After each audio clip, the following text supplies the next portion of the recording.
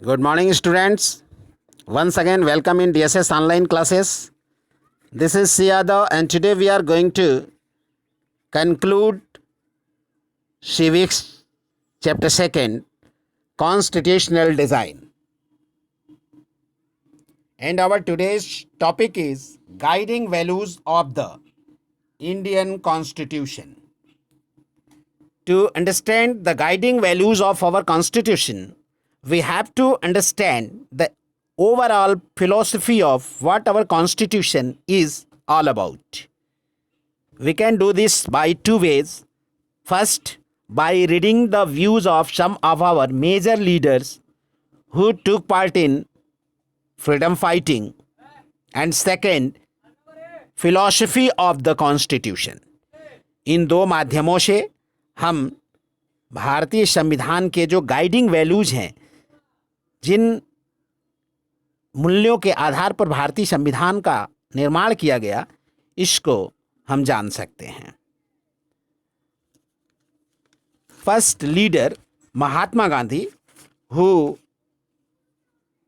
was very important personality of getting Indian independence. He was not member of the Constituent Assembly. Yet there were many members who followed his vision.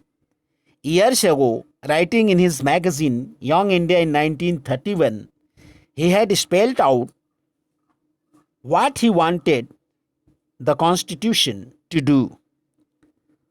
Mahatma Gandhi, जो भारतीय संविधान सभा के सदस्य नहीं थे, बावजूद इसके संविधान सभा में अनेक ऐसे मेंबर थे, अनेक ऐसे सदस्य थे जो महात्मा गांधी के विजन को, महात्मा गांधी की दृष्टि को मानते थे, उसका अनुसरण करते थे.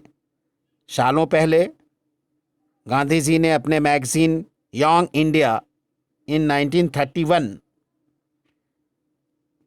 में जो लिखा, उसके माध्यम से हम समझ सकते हैं कि गांधी जी स्वतंत्रता के पश्चात बनाए जाने वाले भारतीय संविधान में क्या देखना चाहते थे.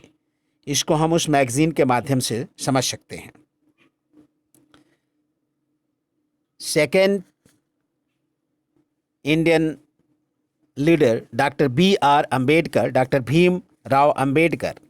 The dream of an India that has eliminated inequality was shared by Dr. B.R. Ambedkar, who played a key role in making of the Constitution, but he had different understanding of how inequalities could be removed. Dr. B.R. Ambedkar, जिन्होंने समाज में उगते हुए, समाज में व्याप्त असमानताओं को शेयर किया, जो कि भारतीय संविधान बनाने में अहम भूमिका निभाए थे, उनका इस इनइक्वलिटी को, असमानता को समाप्त करने के जो मार्ग हैं, उसमें डॉक्टर अंबेडकर थोड़ा अलग साबित होते हैं. असमानता को समाप्त करने का जो तरीका है वह डॉक्टर अंबेडकर का थोड़ा अलग है, क्योंकि उनके लास्ट स्पीच, जो संविधान सभा में उन्होंने अपना अंतिम भाषण दिया था, उस भाषण के माध्यम से आप समझ सकते हैं.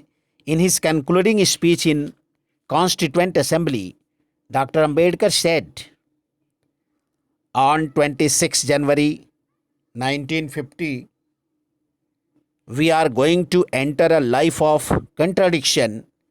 In politics, we will have equality, and in social and economic life, we will have inequality. In politics, we will be recognizing the principle of one man, one vote, and one vote, one value.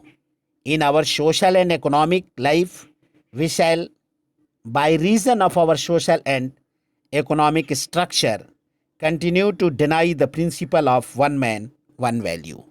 अर्थात doctor Ambedkar ने संविधान सभा के अपने अंतिम भाषण में कहा कि 26 जनवरी 1950 को हम एक ऐसे जीवन में प्रवेश करने जा रहे हैं जहां बहुत सारा विरोधाभास है।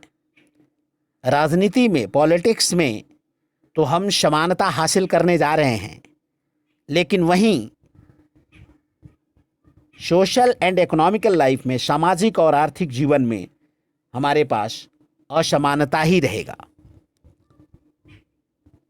पॉलिटिक्स में, राजनीति में तो हम one man one vote and one vote one value, एक व्यक्ति एक वोट और उसका एक ही मूल्य, समान मूल्य, इस सिद्धांत को हम राजनीति में तो पाने जा रहे हैं, लेकिन in our social and economic life we shall by reason of our social and economic structure, हमारा जो प्राचीन सामाजिक और आर्थिक ढांचा है, इसके कारण हम भविष्य में भी सामाजिक और आर्थिक असमानता ही प्राप्त करने जा रहे हैं। और उस जो सिद्धांत है वन मैन वन वैल्यू, इसको लगातार हम डिनाई करते रहेंगे। लगातार इस सिद्धांत की पूर्ति हमारे देश में नहीं हो पाएगी, ऐसा कहना डॉक्टर BR अम्बेडकर का था। Now today our class is over here, and the rest of the topics